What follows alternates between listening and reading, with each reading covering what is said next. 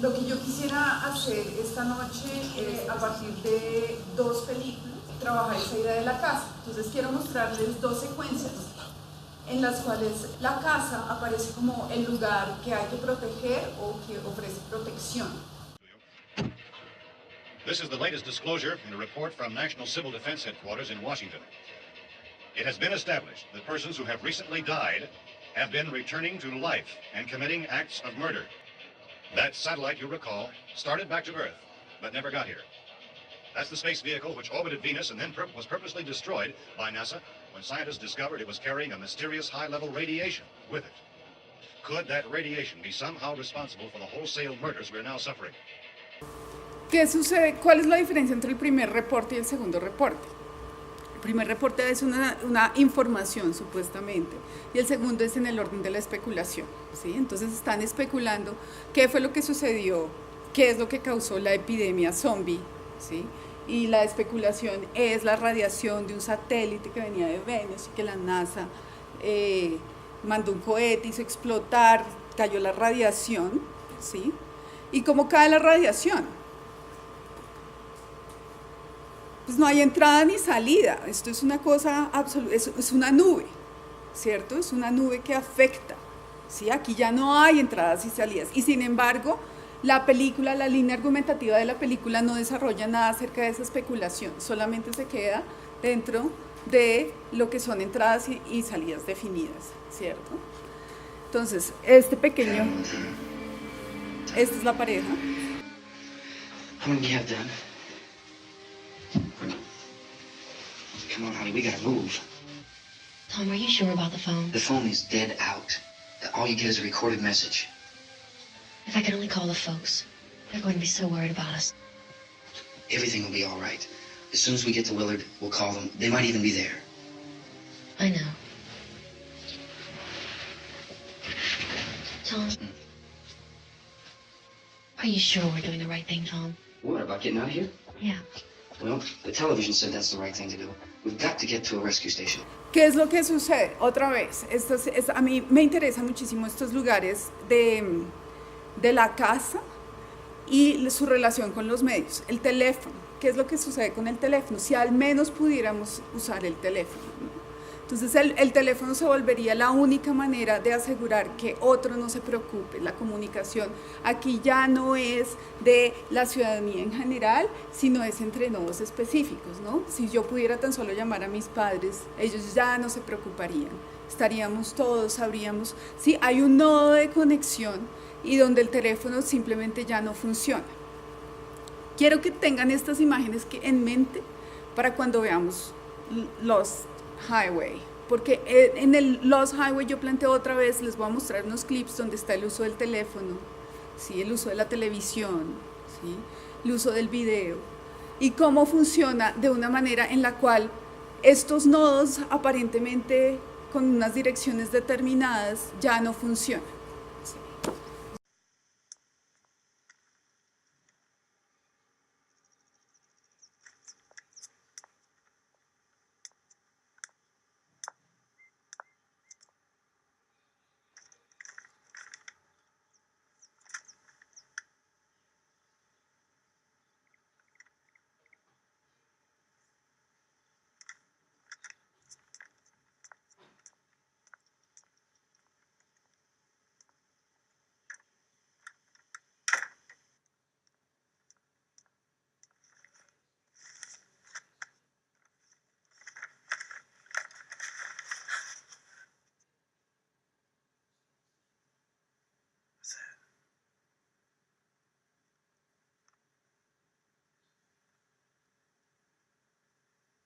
Videotape.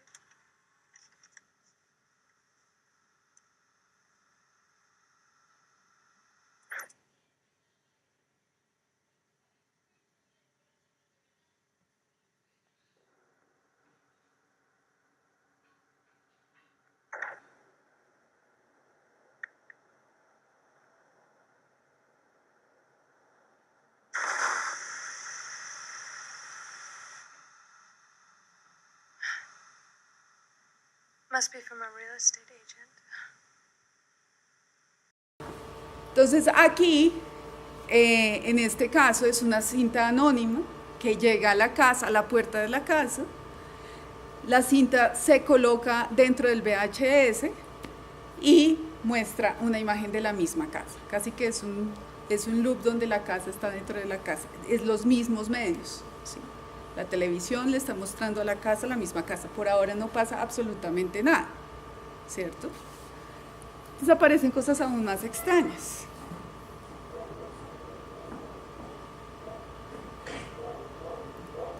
Siguiente día, abre la puerta. What's that? Another videotape?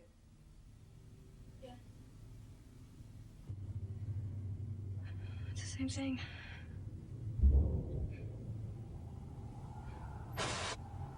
No, it isn't.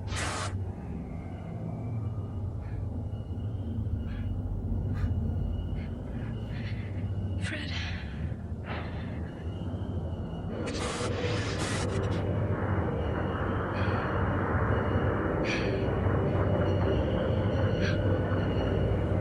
What?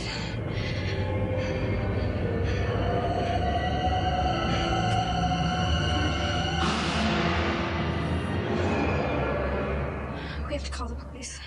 Y digamos que el horror, ¿sí? Las dos películas, La Noche de los Muertos Vivientes es supuestamente una de las películas de culto, ¿sí? Está como en las 10 películas de culto, donde el horror aparece siempre desde afuera, ¿sí? Con Lynch en Los Highways estamos otra vez alrededor de la casa, pero estamos dentro de la casa y el horror empieza a hacerse, a construirse a partir de las imágenes que entran a la casa de la misma casa, ¿cierto? Pero aquí ya vamos en un escalón más arriba. No solamente son las imágenes, es el feedback loop de la casa por fuera, dentro de la casa, sino que ha entrado, ¿sí? Y cuando la cámara entra a la casa, ¿cómo entra? ¿Cuál es el tipo de imagen que los graba a ellos durmiendo? ¿Dónde está la cámara que los graba? Arriba, exactamente. Entonces se vuelve una cámara que pasea y que vuela dentro de la casa. ¿Cuál es la primera reacción del policía? Es cuando termina de ver eso. Pues mira la ventana que está allá arriba, como no sé, y sale y empieza a mirar la casa desde afuera. Si en La Noche de los Zombies Vivientes la protección era poner toda la madera adentro conteniéndose afuera, aquí se van alrededor y miran, ¿sí? Cuáles son las ventanas, qué es lo que sucede. Hay un sistema de alarma que se enciende porque sí, y hay otra vez la idea de que en la casa hay algo extremadamente protegido, ¿sí? Y es esa otra habitación, ¿sí? Es esa otra habitación que es a prueba de sonido, pero no para que nada entre, sino para que ¿qué? Para que no salga el ruido de dentro de la casa. Entonces aquí hay una serie de inversiones que empiezan a suceder con respecto a la película del 68 que a mí me interesan y que empiezan a poner en tensión a la casa, ¿sí? Y empiezan a poner atención qué es la casa misma, ¿sí? Como así que el horror aparece nada más de ver la casa. Entonces hay una presencia de la casa que no es directa y que los empieza a ellos a cambiar. Hay una escena en la que están durmiendo y están en la cama durmiendo y él tiene una pesadilla. Y entonces se despierta y entonces ella se levanta, pues no se levanta de la cama, sino simplemente se levanta el torso y le dice, ¿estás bien? Y él está así, pero ella está en sombra porque pues estaba de noche durmiendo. Y él dice, sí, sí, sí. Y de pronto ella le dice, ¿en serio? Y se acerca y es la cara de un tipo ahí sobre la cara de él. Y él... Y entonces se voltea y prende la luz y se da cuenta que es ella, ¿sí? Entonces ahorita vamos a ver a esa cara del horror, a ese rostro que apareció como máscara encima de ella en ese sueño intervalo entre estar despierto y dormido. We've met before, haven't we? I don't think so. Where was it you think we met? At your house, don't you remember? No, I don't. Are you sure? Of course. As a matter of fact, I'm there right now. Call me.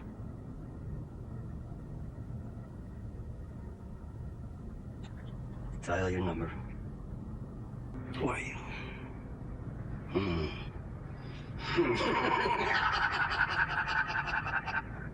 Give me back my phone.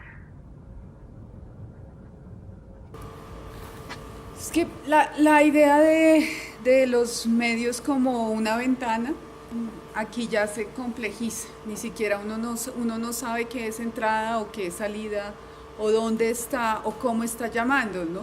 Porque si en la noche de los muertos vivientes, esta chica le dice al novio que si ella tan solo pudiera alcanzar él afuera con su teléfono, ¿sí?, todo estaría bien, podrían saber qué es lo que está sucediendo con sus papás y sus papás podrían dejarse de preocupar.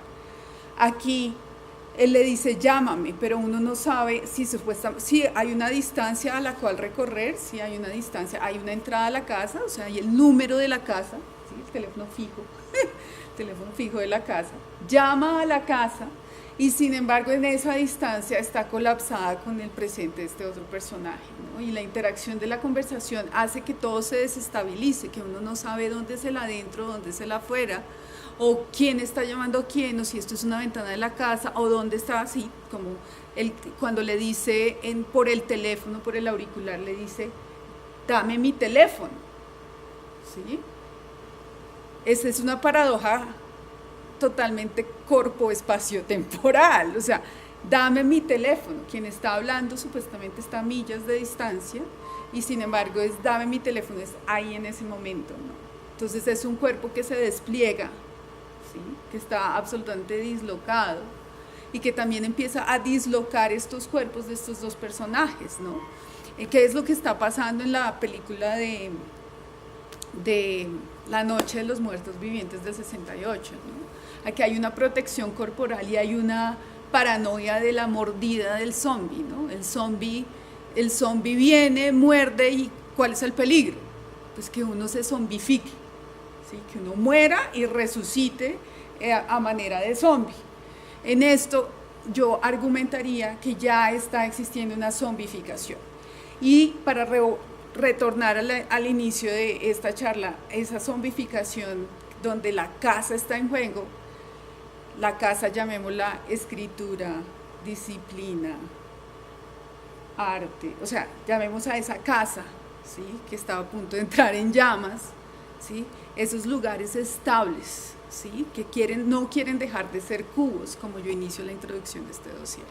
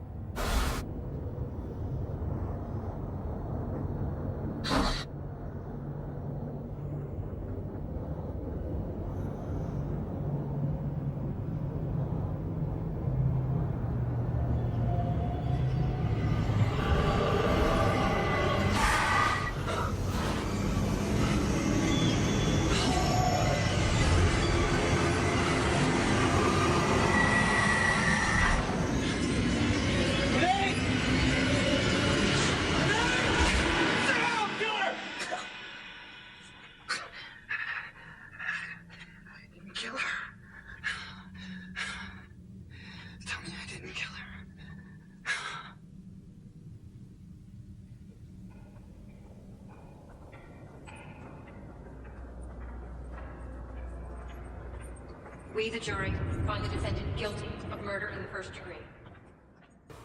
Entonces, ¿qué sucede? Tenemos un crimen en la casa que ocurrió en la casa donde el perpetrador no recuerda haber cometido el crimen, pero existen las imágenes de ese crimen, ¿sí? Y las imágenes enuncian y es la prueba irrefutable del crimen que ocurrió dentro de la casa.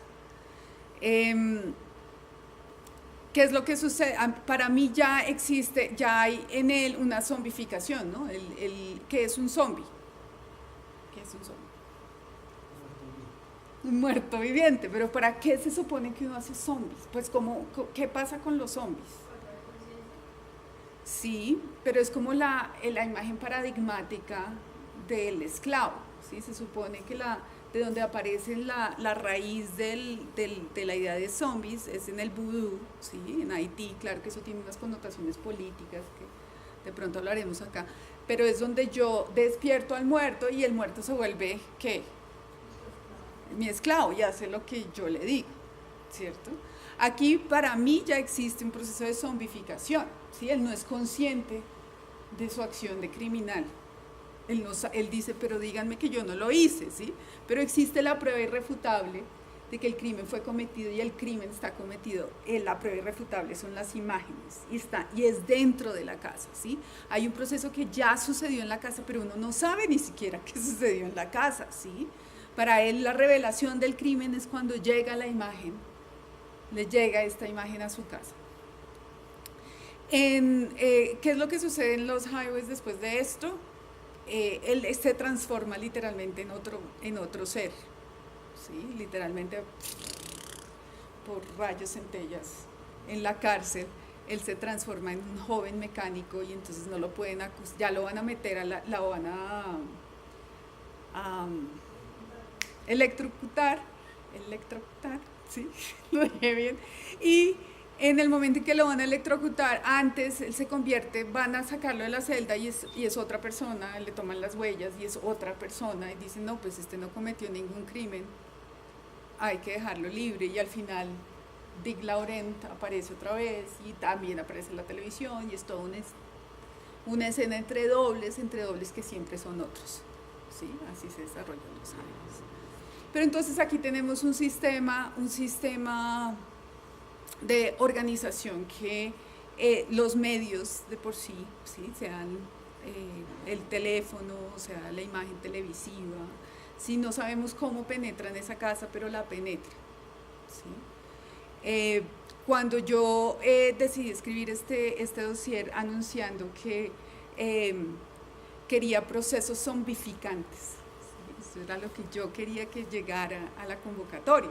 Ahora, lo que estaba preguntando Nicolás, yo hablaba de unos cuerpos zombificantes, de unos entornos mediáticos altamente complejos, pero altamente inestables, no de la casa asegurada donde pudiéramos hablar de el televisión, su generación de público, sino que yo quería encontrar lugares complejos donde el adentro y el afuera de la casa o el adentro y el afuera del entorno mediático no pudiera ser estrictamente delimitado. ¿Por qué?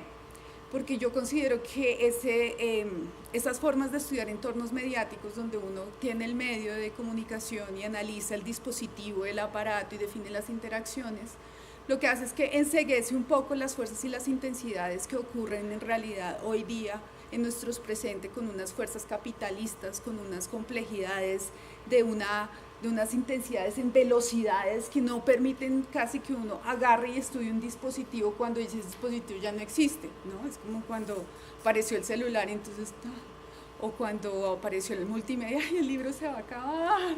El libro no se acabó nunca, pero es la especulación y agarrábamos esa multimedia para asegurar que el libro se iba a acabar. Y entonces hemos tenido una serie de estudios de los medios a partir de estudiar sus dispositivos. Para mí la invitación de este dossier era fugarme un poco a que esos espacios son tan complejos que no se pueden asir, ¿sí? Unos cuerpos que están cambiando a tal velocidad que no se pueden asir necesariamente en dispositivos, sino en procesos zombificantes, en momentos donde uno no sabe qué es lo que está dentro, qué es lo que está afuera, ¿sí? Donde la escritura tiene que variar, L o L, ¿sí? FW, ¿sí? Sí, by the way. de THW, ¿sí? Donde la escritura para hablar de los medios también tiene que variar. No necesariamente es un problema de contenidos y de estudios de dispositivos, sino que encontrar unos lugares donde se enuncian y se hablan más de las intensidades y de las fuerzas que de los mismos dispositivos. Eso fue altamente complejo en el nivel de la convocatoria. Encontrar eso donde uno, el celular, el teléfono se está llamando allá, pero se está llamando a mí, eso era lo que yo estaba buscando. Procesos zombificantes, no procesos de estabilización del estudio de un cuerpo o de un medio donde yo pueda decir todos sus efectos y consecuencias, ¿sí? Porque no lo puedo enumerar. O sea, yo con los estudiantes les digo, yo creo que ustedes van a tener dedos gordos larguísimos y que de ahora en adelante les van a gustar los chicos y las chicas que tengan los dedos largos. Y me miran como, está loca, ¿sí? Entonces, como eso no va a pasar. Y yo digo, pues no tengo ni idea, pero estoy jugándole como a una serie de especulaciones, ¿sí?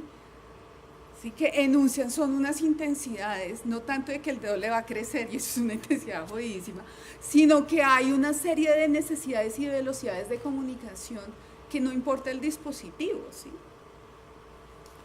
Que los cuerpos van a cambiar, pero no lo puedo, digamos que no puedo anticiparlo en una relación causal, y eso era lo que yo quería que pasara en este dossier. Sin embargo, en el momento de lanzar la convocatoria y leer los artículos que llegaron, me encontré que muchos de los artículos que estaban propuestos eran extremadamente disciplinares, tenían una adentro y una afuera, la escritura enunciaba una serie de contenidos, claro, pues eso es una escritura académica, pero que no se pensaba la misma forma de la escritura, ¿sí?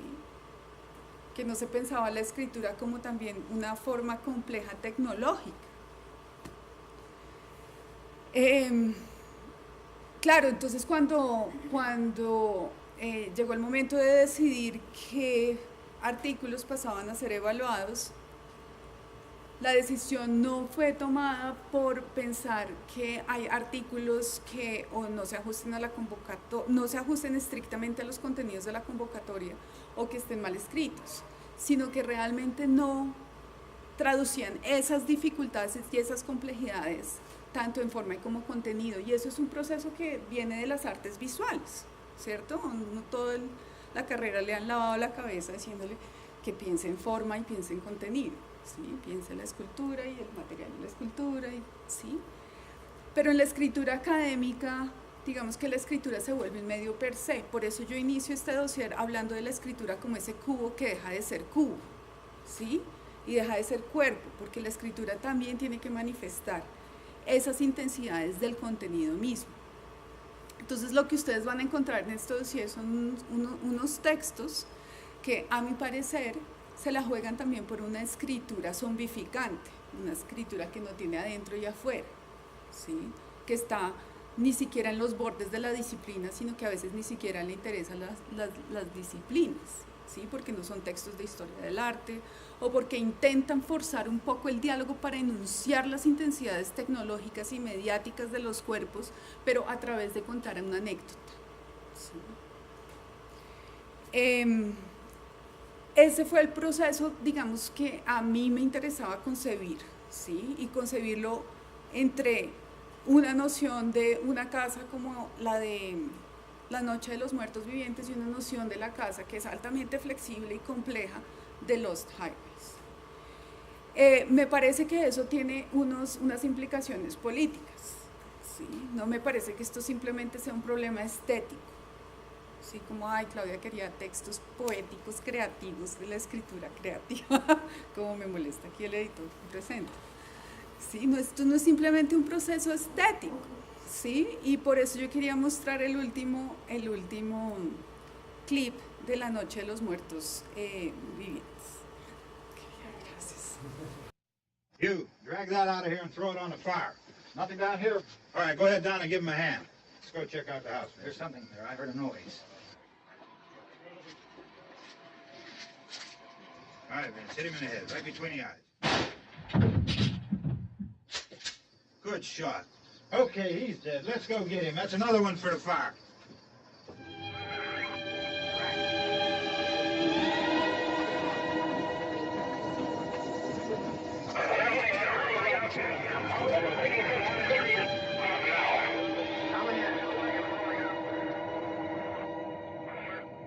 Send the wagon through directly ahead.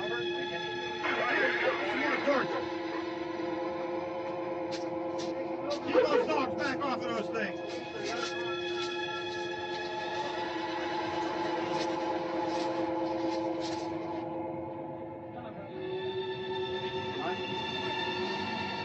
Go more quickly.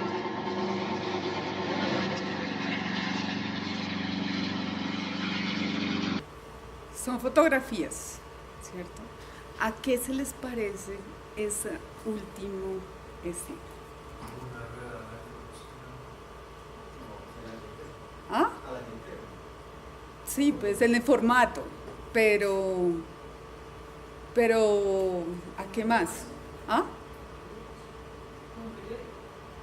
Sí, tiene muchísima similaridad, por ejemplo, a esas imágenes que uno podría decir de linchamientos del Ku Klux Klan, pero también de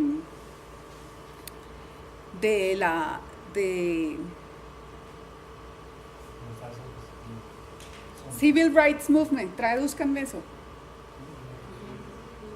de los derechos civiles en los años 60 en Estados Unidos. Esta película es del 68, ¿cierto?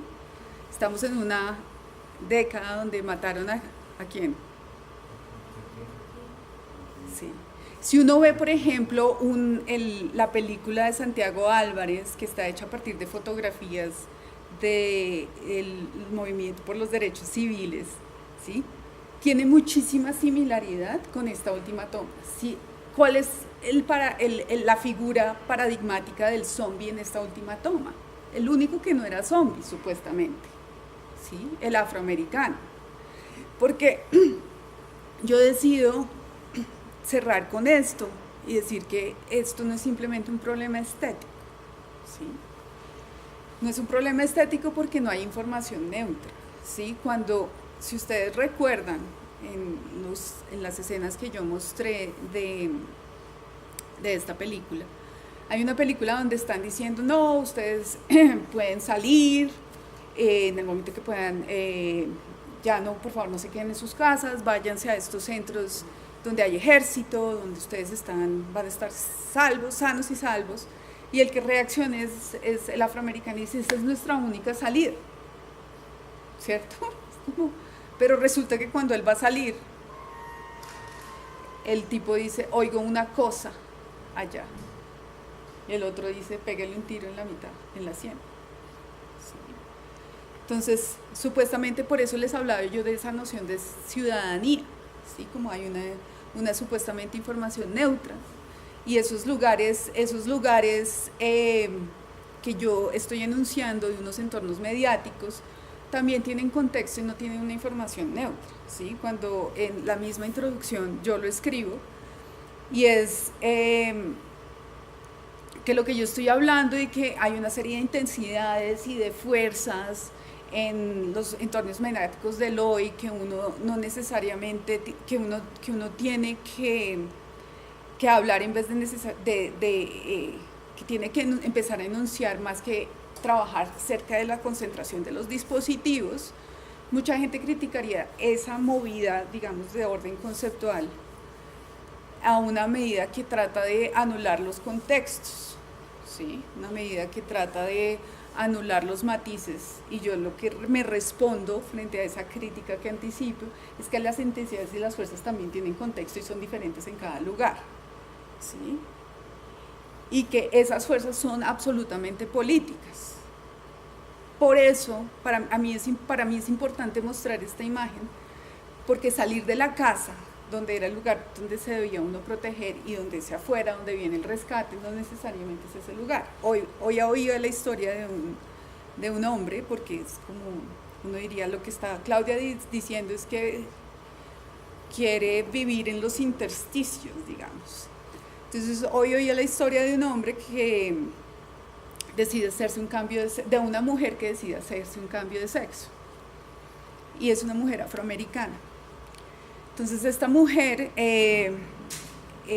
va donde el médico y lo primero que le dan es testosterona y está fascinada porque aparece la voz, ¿no? Aparece la voz. Lo siguiente que aparece es la fuerza, ¿sí? El desarrollo muscular y la fuerza, y está absolutamente feliz. Entonces dice, no, yo levanté el escritorio, me dijeron, la mamá le dijo que sacara la basura y ella no la empujó, sino que la levantó, y era absolutamente feliz en ese nuevo cuerpo. Entonces cuenta y dice, no, y además salgo a las 4 de la mañana de mi turno nocturno que tengo en este supermercado para meter comida, y ya no tengo que mirar atrás ni a ver quién me está persiguiendo, no, porque tengo otro cuerpo y tengo fuerza, y no, estoy feliz porque es que tengo una serie de libertades que no tenía en el cuerpo de mujer anterior. Y está manejando a las 4 de la mañana después de su turno y llega a la casa de su abuela, y lo siguiente que ve es las sirenas de un carro de policía. Y entonces dice, ¿cómo así? Entonces llega el policía y le dice, bueno, ¿y usted qué hace en este barrio? Y entonces él dice, pues yo vivo aquí. Y él dice, ¿me está mintiendo?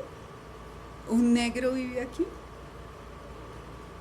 Y él dice, me cambié de un cuerpo de mujer, ¿sí?, para un cuerpo de hombre, para despertarme en un cuerpo otra vez encerrado y para ser el cuerpo de supuestamente una América posracial, que no es posracial. Sí, entonces uno diría, no, pues entonces lo que Claudia está proponiendo es estos lugares de cambio, de intersticio, de mutación.